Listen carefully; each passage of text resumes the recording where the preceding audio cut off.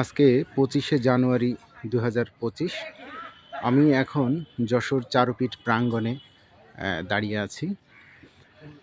শ্রদ্ধেয় চিত্রশিল্পী, বিশ্ববরেণ্য চিত্রশিল্পী শেখ মোহাম্মদ সুলতানের জন্ম শতবর্ষ পালন হচ্ছে যশোর চারুপীঠে। তো সেটারই অংশ হিসাবে চারুপীঠের যে বিল্ডিংটা আছে, সেই বিল্ডিংয়ের ভেতরে আর্ট এক্সিবিশন চলতেছে, বিভিন্ন শিল্পীদের আঁকা গুরুত্বপূর্ণ, এবং এর বাইরে আছে গ্রাফিতি। এই পুরো চারুপীঠের যে প্রাঙ্গণ, এই প্রাঙ্গণটা জুড়ে শিল্পী শেখ মোহাম্মদ সুলতানের পেন্টিংয়ে যে মানুষগুলোকে দেখা যেত, যে গ্রাম কিংবা গ্রামীণ জীবন, আমাদের সংস্কৃতিকে আমরা খুঁজে পাই, সেটাই আমাদের এই চারুপীঠের সমস্ত দেয়াল জুড়ে করা হয়েছে। এই দেয়াল চিত্রটি যিনি ডিজাইন করেছেন, ওনার নাম মনিরুজ্জামান শিপু, আমাদের শ্রদ্ধেয় বড় ভাই। ওনার ডিজাইনে বিভিন্ন আর্টিস্ট, মানে অনেক আর্টিস্ট এই দেয়াল চিত্রে অংশগ্রহণ করেছে। দিনরাত খেটে তারা এই দেয়াল চিত্রটা তৈরি করেছে। এখানে দেখলেই বোঝা যাচ্ছে এস এম সুলতানের পেন্টিংয়ের এই কৃষকগুলো, তাদের মাসেল কিংবা তাদের অ্যাক্টিভিটিস পুরোটাই এস এম সুলতানকে মানে অনুকরণ কিংবা অনুসরণ করে তৈরি করা।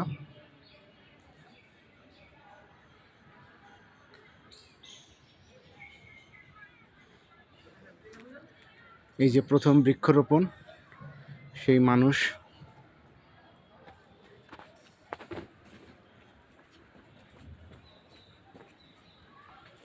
এটাও এস এম সুলতানের একটা বিখ্যাত পেন্টিংয়ের একটা অংশ। আমি এখন চারুপীঠের সাইড থেকে পেছনের দিকে চলে আসছি বিল্ডিংটার। এখানেও অনেকগুলো ছোট ছোট ড্রয়িং করা আছে,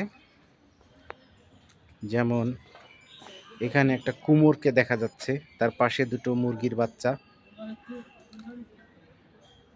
যে গ্রামের মহিলারা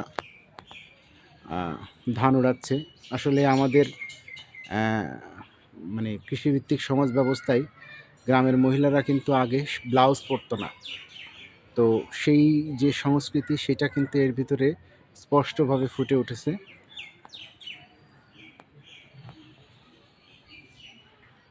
গ্রামে নদীতে গরুর গা ধোয়ানো কিংবা গোসল করানোটা খুব মনোরম একটা দৃশ্য, সেটাও এই এই রেখার মাধ্যমে আমরা দেখতে পাচ্ছি। এখানে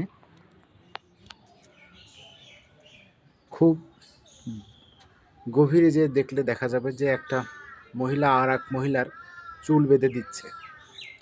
এরকম ছোট ছোট অনেক ঘটনা, আমাদের মেলা, আমাদের বটগাছ, আমাদের যে সংস্কৃতি, তার পুরো প্রতিচ্ছবি আমরা এই দেয়াল চিত্রের মাধ্যমে আমরা দেখতে পাচ্ছি।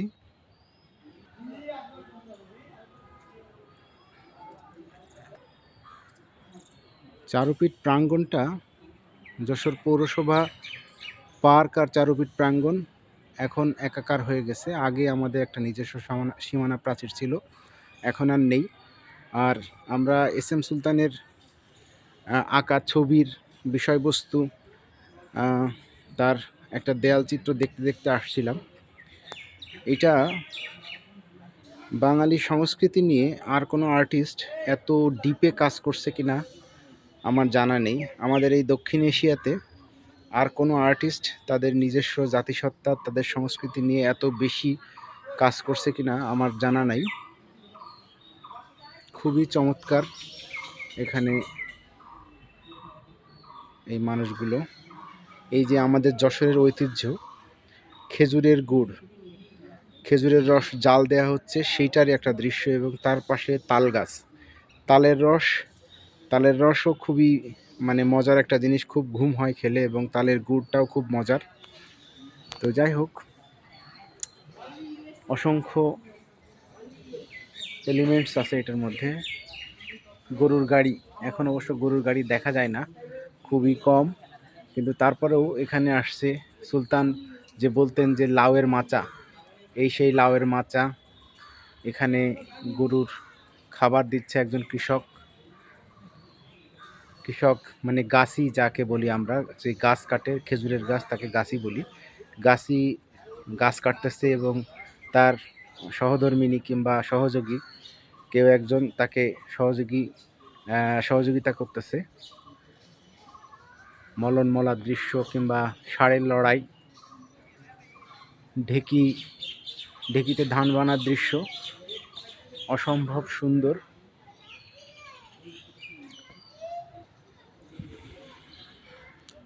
প্রথম বৃক্ষরোপণটা এখানেও আরেকবার আসছে। এটা খুবই গুরুত্বপূর্ণ একটা ছবি আমাদের জন্য। এস এম সুলতানের সবথেকে বিখ্যাত ছবি, প্রথম বৃক্ষরোপণ।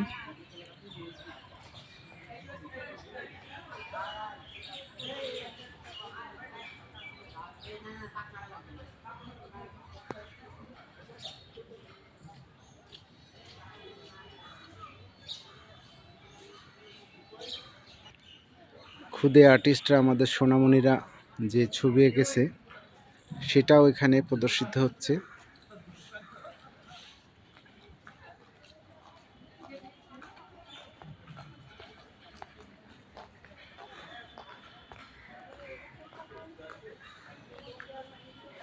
আজ থেকে 30-32 বছর আগে আমিও এখানে এই বাচ্চাদের মতন ছবি আঁকতাম, ছবি আঁকা শিখতে আসতাম।